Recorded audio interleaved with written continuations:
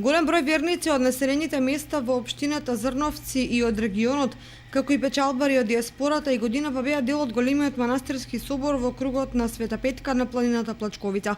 Вела дека некоја чудна сила ги тера да се приберат околу ова свето место без оглед каде и да се, за да се видат со најблиските и да се помолат во црквичката откриена уште во 1927 година. Сите што се во Италија, сите излаваат тука на манастиро и одржат свеченоста.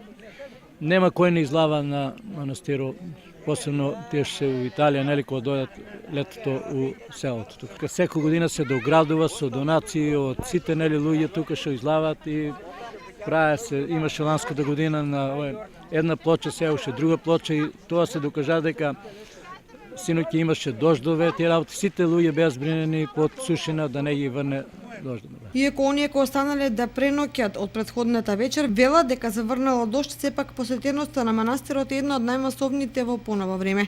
Затоа сведочат и многобројните подароци кои верниците ги оставаат во црквата, но и манастирскиот ручек за здравје кој го подготви црковниот одбор. Денес за ручек ќе имат граф со јагнешко и компир со ориз со јагнешко исто. И секогаш ќе помагам што можам, бидејќи што одборот овде гради, може да видите дека постојано никнуваат нови згради и се гради и многу средено, многу народ доаѓаат и на викенд овде, многу убаво место.